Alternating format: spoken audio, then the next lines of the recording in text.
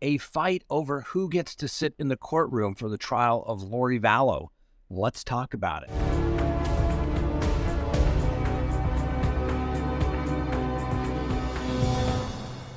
Good day, everyone. My name is Scott Reich, and this is Crime Talk. As I told you last night, if you were watching the live, well, I'm on the road today. Had to go check out what was going on with the new Crime Talk 1. I'll send some pictures to Frank, and he can put them in here. But the news today, there was a hearing, and it was about who gets to sit in the courtroom when witnesses are testifying, okay? The court issued a sequestration order, and that basically says that witnesses are not allowed to sit in the courtroom and watch other people's testimony. That's pretty routine in most cases. The only place I didn't see that followed was basically in the Alec Murdaugh trial, where everybody got to sit in on the testimony. Very unusual. Well, there's also an exception to that rule. The sequestration rule, usually under the Victims' Rights Act, says that the victim or the relatives, like mother and father, normally get to sit and observe the proceedings in their entirety, even if they're endorsed as a witness may be called. Now, the defense has filed a motion saying, yeah, we're not going to let everybody into the courtroom because they don't even fit the definition of a victim, which is normally immediate family. Now, I can say I've litigated this motion in the past. Normally, when I've had a child victim that was going to testify, the prosecution allowed mother or father to sit into the courtroom, and we objected, and we said we have them under subpoena. They should not be allowed to appear. Usually doesn't work, but why does the defense do it?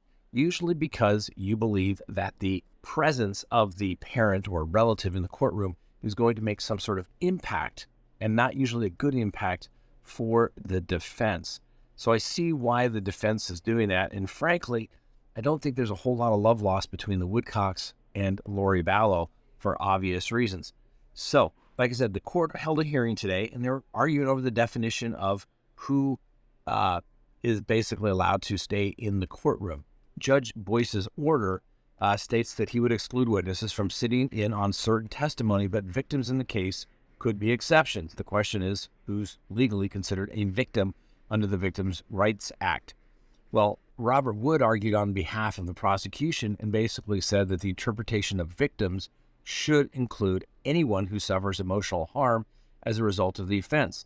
He specifically pointed to JJ's grandparents, Kay and Larry Woodcock, who believes fits the definition of who should be allowed to watch the testimony of the trial in its entirety. Now, Lori's defense team responded saying that they believe that Colby Ryan is the only relative who fits the legal definition of a victim since he is a sibling of the deceased victim. The defense also argued that aunts and grandparents should not be considered victims under the statute. Archibald also argued that the children of Tammy Daybell would fit the legal definition of victims in this case, but said that he doesn't believe that they plan to be present at the trial.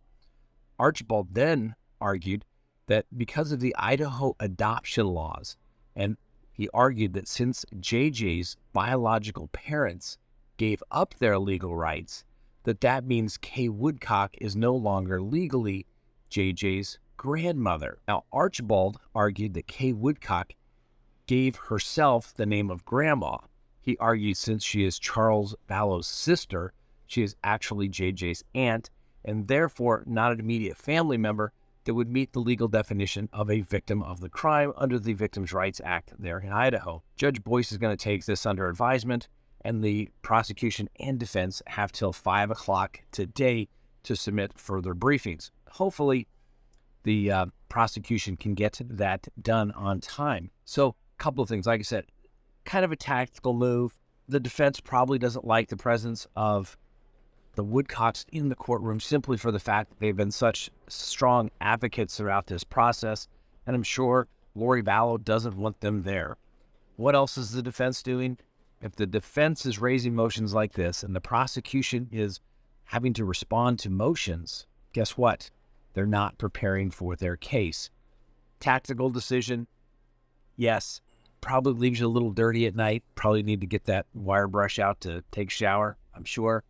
But they're doing what they think they have to do to represent their client. They must think that it's going to be some tactical advantage. Clearly, this is designed for the Woodcocks, and I hope the prosecution and the judge get this right. This case may not even exist if it weren't for the Woodcocks that had this ongoing concern about where in the heck were JJ and Ty Lee.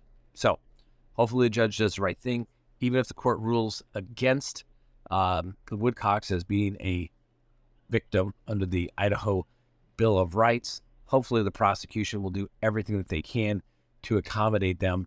And even so, I think Kay and Larry's testimony, if called to testify, would be early on in the case, and then they should be able to watch the remainder of the case in the courtroom. All right, I'll be back in the office tomorrow.